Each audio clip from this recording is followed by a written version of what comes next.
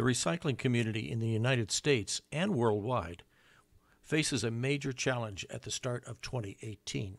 That's when the Chinese government will impose a ban on recycled paper, some plastics, and other materials that fail to meet tight new quality standards. The impact could be quite disruptive for recycling programs in your town or county. Following his presentation, we asked Mike Arcieri of the Eckman Group about the situation.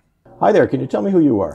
Hi, my name is Michael Arcieri. I work for a company called Eckman. Eckman is a global trading company that is based out of Gothenburg, Sweden, and buys and sells recyclable commodities all over the world.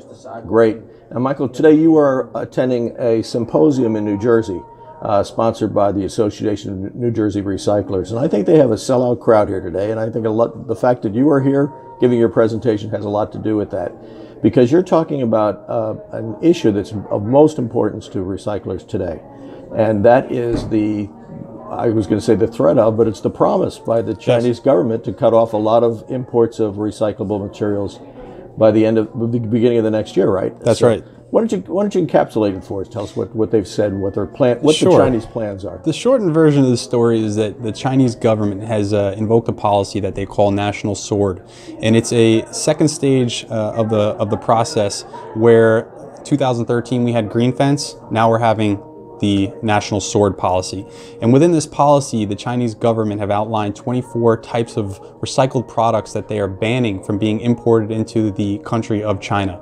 Now, that's going to have an effect on several grades of plastics that we normally ship into China, as well as some unsorted mixed paper, textiles, and some metals grades as well. Wow, that's a large swath.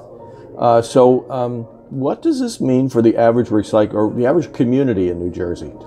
Yeah, so I mean, it means a lot of things because China has been the largest consumer of the U.S.'s scrap.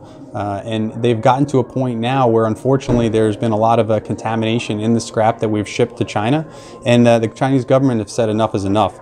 So now the recycling facilities, the municipalities, the residents here, we're forced to clean up our recycling materials. We have to produce better quality products, and that's going to take a lot of additional work, including potentially additional labor, new technology and innovation, refinement of systems and processes that are being done today, and really rethinking about how we can bring in cleaner products so that we can put out cleaner products that are within the tolerances that are being brought upon us by countries like China. Okay, now for the layman, they may not understand the idea of contamination of recyclables. Why don't you go into that a little bit more? Sure. So we could just use mixed paper as an example. So with mixed paper, for example, you have various types of fiber that are allowed within a bale of mixed paper. But when we talk about contamination, we're talking about non-fiber items, things like plastics and metals that shouldn't be in there, tin cans, soda bottles, detergent bottles, LDPE shrink wrap, things like that really have no business being in a bale of recycled mixed paper. However, unfortunately, just the way things are being done today, a lot of that material is ending up in those products, which is going to have to change in the future. And I guess that goes right back to the household where a person puts the wrong thing in the recyclable container, right, when it goes to the curb? Yes, that's absolutely right. We continue to, unfortunately, to see what we call wishful recycling. People placing materials in the recycling bin that they're just hoping and praying is going to end up at the recycling facility and be recycled. Unfortunately, a lot of times that's not the case. Even if a material that goes in the bin is technically recyclable, it might not have a home to go to in order to be processed and made into a new product. So if that's the case, while it might be recyclable, it might not be acceptable at your local municipality or MRF. So that's something that needs to be considered, and really the onus needs to be on the residents to start doing a better job of putting the right materials in their recycling bins, and you should get that information from the municipality that's handling the private company that's handling the recyclables in your community. Find out what should and should not be part of your recycling program, so you know exactly what can and can't be placed in that bin. Because ultimately, what you put in the bin is going to have an effect on the quality of the material the MRFs produce. And the MRF, for people who are not familiar. Yeah, MRF, I'm sorry, it stands for Material Recovery Facility. Okay, and that's where a lot of this material, once it gets picked up at the curb, will go and That's correct. That's where this material gets sorted, processed. It goes through various types of equipment, manual sorters, and ultimately gets packaged into a we'll call it a 2,000-pound block of a finished product, whether it be paper, plastic, metals, whatever. Now, the Chinese are cracking down. Are there alternative markets for the material? So as of right now, there are alternatives for some of the materials. However, as we talked about, the quality standard is going to go up all across the world at this point. So it's going to be up to individual recyclers and the people that buy and sell these recycled materials like us to have a good pulse of what's happening, what the expectations are in these various markets. And of course, if the product's not going to work, then you have no business moving it into a particular market. And in some cases, we really have to look internally within the country for some new innovation to find new homes and new outlets for some of these materials that are being banned. So we can try and hopefully come up with an alternative to putting the material into the landfill. Mm-hmm. And I think it's pretty obvious, but the problem for the Chinese is that when they get this material, they're using it for using the paper for cardboard boxes to ship new material or something. Sure. And it's just much more costly for them they have to do the cleaning up otherwise. Yeah, sure. They have to really go through this material, sort through it, and take all the contamination that's coming in the products that they bought, mm-hmm. and put it in the landfill. Which the Chinese government has their hands full with the landfills within their country as it is. So to take on additional garbage from the U.S. or other countries that ship into China is not a problem that they want to have. Okay, that's great.